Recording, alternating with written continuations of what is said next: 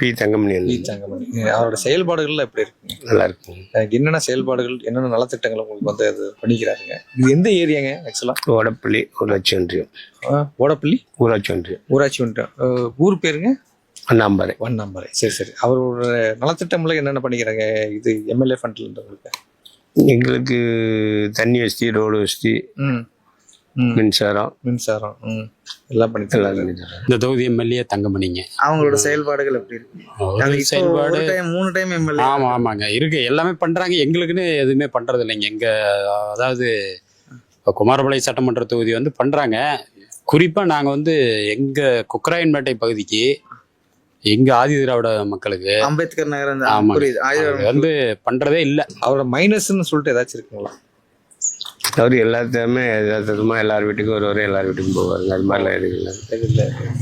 யார் ஆட்சிக்கு வருவாங்கன்னு சொல்லிட்டு நினைக்கிறீங்க? அதெல்லாம் நம்ம மக்கள் கையில் தான் இருக்கு.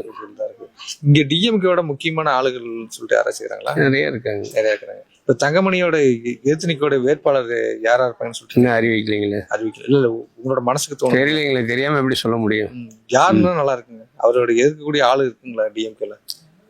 அவர் எதிர்த்து கொஞ்சம் கஷ்டமா தான் இருக்கும் ஜெயிக்கிறதுக்கு. 2026 குமரபாளையம் தொகுதியில யார் ஜெயிப்பாங்க? எந்த கட்சி ஜெயிக்கும்?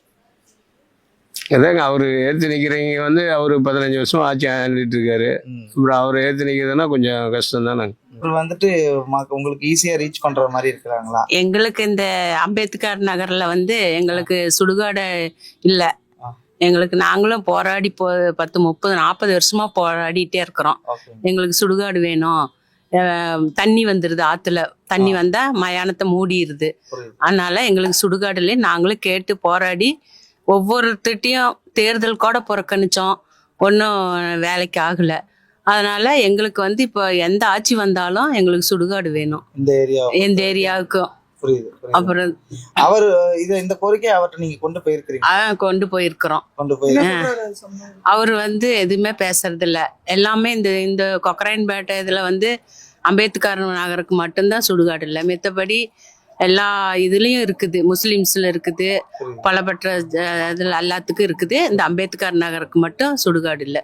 எங்களுக்கு ஒரே பிரச்சனை வந்து மயான பாதை. ஆமா சொன்னாங்க. இது வந்து பல முறைங்க அவர் கவுன்சிலராக இருக்கும்போதே நாங்கள் வந்து சேர்மேன் நினைக்கிறேன், சேர்மேனாக இருக்கும்போதே நாங்கள் வந்து அவர் வந்து இப்போ பாதையெல்லாம் பார்த்தாரு, நான் செஞ்சு தரேன்னாரு. ஒரு தடவை எம்எல்ஏவாக இருந்தார், 3 தடவை மினிஸ்டர் இருந்தார். ஒன்றுமே கிடையாது, செய்யலை. எங்களை அதை பற்றி அவர் அதை கண்டுக்கவே இல்லை. காரணம் வந்து என்னன்னு கேட்டிங்கன்னா, நாங்கள் வந்து முழுக்க திமுகவுக்கு தான் எங்களுடைய ஓட்டு. அதுதான் அது ஒரே ஒரு காரணம் நாங்கள் நினைக்கிறோம். நமக்கு அவங்களுக்கு செஞ்சு ஒரு பிரயோஜனம் இல்லை.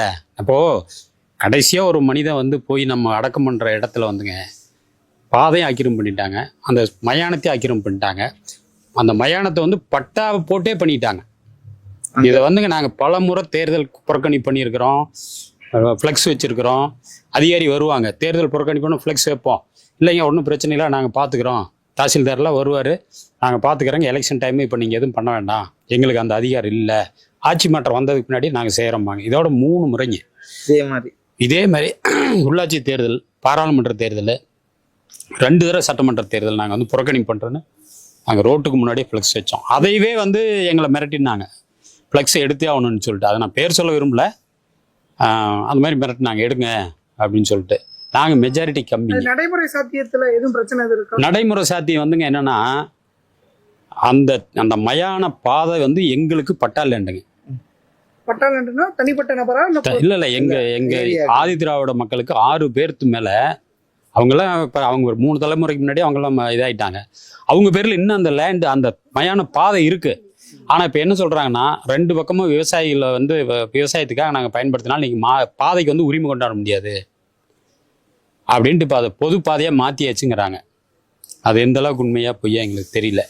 அடுத்தது காலகாலமாக நாங்கள் மயான இறந்த உடலை அடக்கம் பண்ணிட்டு இருக்கிற இடத்துல வந்து அப்படியே விவசாயத்துக்கு தள்ளிட்டு வந்துட்டாங்க. இன்னைக்கு வந்து அந்த இடத்த வந்து கிட்டத்தட்ட 18 பாடி உள்ள இருக்குதாங்க அந்த வயல்ல இருக்கிற இடம் 18. ஆமாங்க. அது வந்து என்னன்னா, நாங்கள் இன்னைக்கு அது சந்தேகம்னா நாங்கள் சொல்கிறோம், ஜேசிபி விட்டு அதிகாரிகள் முன்னாடி பறிப்போம்.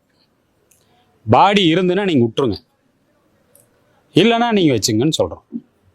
இது வந்து ஊரில் முக்கிய பிரமுகர்கள், ஏடிஎம்கே, டிஎம்கே, தாவேகா, எல்லா கட்சி பிரமுகர்களையும் கூப்பிட்டுங்க, கடந்த டிசம்பர் மாதம் 17ஆம் தேதி இங்கே ஒரு பொதுக்கூட்டமே நாங்கள் எங்கள் ஒரு கூட்டம் போட்டோம். இந்த இவங்களை உள்ளூரில் இருக்கிற விஐபிங்கெல்லாம் கூப்பிட்டு சர்வ கட்சிக்காரரையும் கூப்பிட்டு நாங்கள் மெஜாரிட்டி கம்மிங்க, அதனால் வந்து இத்தனை பாடி உள்ளே இருக்குது, இவங்க எல்லாம் இப்போ கம்பி வேலி போட்டாங்க, தனிநபர் ஒருத்தருங்க அவர், இதை வந்து நீங்கள் எப்படியாவது சொல்லி எங்களுக்கு மீட்டு கொடுங்க. நாங்கள் வந்து சட்டப்படி போகிறதுக்கு வந்து இல்லை, அவங்க ரெக்கார்டை பண்ணிட்டாங்க. அதனால் நாங்கள் விஓ முதல் கொண்டு தாசில்தார்கிட்ட நேரடியாக கொண்டு போய் மனு நான் தான் கொடுத்துட்டு வந்தாங்க. 4-5 பேர் போனோம், எந்த இதுவும் கிடையாதுங்க. இது வந்து எங்களுக்கு ஒரு பெரிய இது வந்து கிட்டத்தட்ட 50, எனக்கு வந்து 54 வயசு ஆகுதுங்க. எனக்கு விவரம் தெரிஞ்சு இந்த பிரச்சனை இன்னும் ஓடிட்டே தான் இருக்கு. இந்த 5 வருஷம் திமுகவோட ஆட்சி இருந்தது, அதுல வந்து இப்ப கவுன்சிலரா இந்த ஏரியாக்கு யார் வந்திருக்காங்க? அவரு வந்து இளங்கோங்க. அவங்க வழியா நீங்க ட்ரை பண்ணி பாத்தீங்க? அவர்கிட்ட நாங்க சொன்னோம், அவங்க வந்து ட்ரை பண்றோங்க, உங்களுக்காக நாங்க செய்யறோம்னு சொல்லியிருக்காங்க. ஆனா எந்த கோரிக்கை இன்னும் நடக்கல.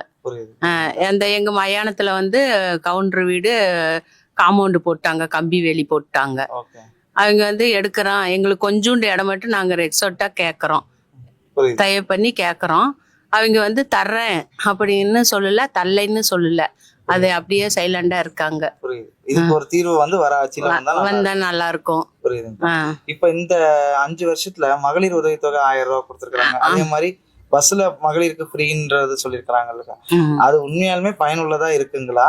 இல்ல வந்துட்டு நிறைய இடத்துல என்ன சொன்னாங்கன்னா, மகளிர் பஸ்ல டிராவல் பண்றப்போ எங்களுக்கு கரெக்டான ஸ்டாப்ல நிப்பாட்டுறது கிடையாது, எங்களை நடத்துறதே வந்துட்டு என்னமோ அவங்க காசுல எடுத்து போட்ட மாதிரி பண்றாங்க, அவங்களும் அரசாங்க இதுலதான். அது வந்து நம்ம அரசாங்கத்தை பத்தி எல்லாம் இது சொல்றதுக்கு இல்ல, வர்ற டிரைவருங்க வந்து பொறுத்து அரசாங்கம் வந்து அரசாங்கம் என்ன பண்ணும், மக்களுக்கு வந்து நமக்கு வந்து இலவசமா கொடுத்துருக்குறாங்க, கஷ்டப்படுறாங்களேன்னு கொடுத்துருக்குறாங்க, அது இருக்கிற மக்கள் வந்து பண்றாங்க, அது அவங்கள சொல்லி எது குத்தம் இல்லையா? இந்த 5 வருஷத்துல நிறைய சட்ட ஒழுங்கு பிரச்சனைகள் வந்துட்டு இருக்கிற மாதிரி நியூஸ் வந்துகிட்டே இருக்குல்ல, அத பத்தி உங்களோட தனிப்பட்ட கருத்து? உண்மையாலுமே நிறைய சட்ட ஒழுங்கு பிரச்சனைகள், போதை பழக்கங்கள் வந்துட்டு அது அதிகமாயிடுச்சுன்னு நினைக்கிறீங்களா? இல்ல அதிமுக ஆட்சியிலும் இப்படிதான் இருந்தது, இப்பயும் இப்படிதான் இருக்கு, அதுல பெருசா ஒண்ணு மாற்றம்? இப்ப வந்து 2 ஆட்சியிலுமே இதுல போதைக்கு அடிமை இருக்குது.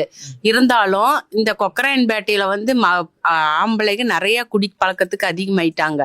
அதனால எந்த ஆட்சி வந்தாலும் இந்த பிராந்தி கடை எடுக்க மாட்டாங்க, எந்த ஆட்சி வந்தாலும் இந்த பிராந்தி கடை எடுக்க மாட்டாங்க. எங்களுக்கு வந்து இந்த ஆட்சி வரும்போது இந்த ஆத்தோர இருக்கிற இதையும் எடுத்துடணும், ஒயின் ஷாப் இருக்கக்கூடாது.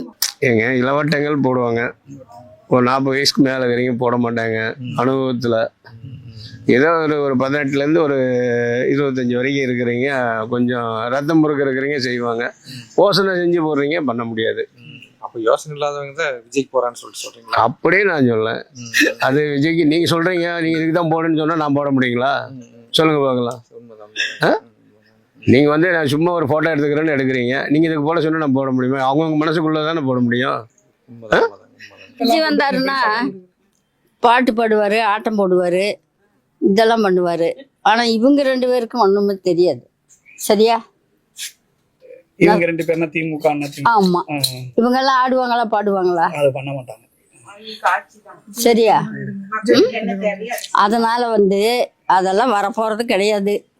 ஏன்னா நீங்க எந்தல கொண்டு எந்த சேனல் போட்டாலும் ரைட்டு, நாங்கெல்லாம் பயப்பட மாட்டோம், ஒன்றும் பண்ண மாட்டோம். இந்த 2ல எது வந்தாலும் அவங்களுடைய லக்கு தான். விஜய் எல்லாம் நாங்க போட மாட்டோம். இப்ப விஜய்க்கு ஏமா போட மாட்டீங்க? ஏங்க அவருக்கு அரசியல் பத்தி என்னங்க தெரியும்? படம் நடிச்சுட்டு இருந்தவருக்கு அரசியல் பத்தி தெரியுமா? காலகாலமா இருக்காங்க அரசியல்ல, அவங்களுக்கே தடுமாறுறாங்க. வந்திருக்காரு, ஒரு வாய்ப்பு கொடுத்து பார்க்கலாமே. இல்ல என்னன்னா, இது வந்து நாங்க எங்களோட கருத்து கிடையாது.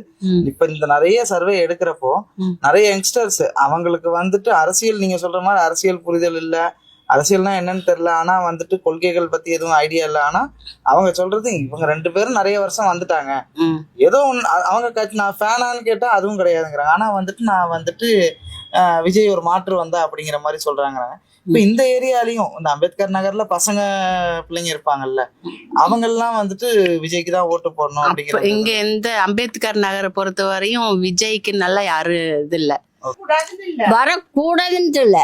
இப்ப வந்து எங்க மாதிரி ஆளுங்க வந்தா அனுபவப்பட்டவங்க தெரியும். நீங்க சின்ன பசங்களுக்கு என்ன தெரியும்? டே இதெல்லாம் பார்த்துட்டு போய் ஒரு படம் பார்த்துட்டு போலவா. யார் படம்? விஜய் படம். சரியா? எப்படி நான் சொன்னது ரைட்டா? விஜய் அவர் தான் த்ரிஷாவோட இருக்கு. அதெல்லாம் பத்தி உங்க கருத்து என்ன? அவருடைய தனிப்பட்ட முறையில வாழ்க்கையில பொண்டாட்டியோட விவாகரத்து அதனால ஏதாவது தாக்கம் இருக்கும்னு நினைக்கிறீங்களா அரசியல்ல? அது வந்து குடும்ப பிரச்சனை, குடும்ப பிரச்சனை, அதுல ஒண்ணும் பெருசா தேவையே இல்லை நமக்கு. ஆச்சா, நீ வந்து புருஷன் பொண்டாட்டிக்கெல்லாம் 1000 பிரச்சனை இருக்கும், அதெல்லாம் நமக்கு தேவையில்லை.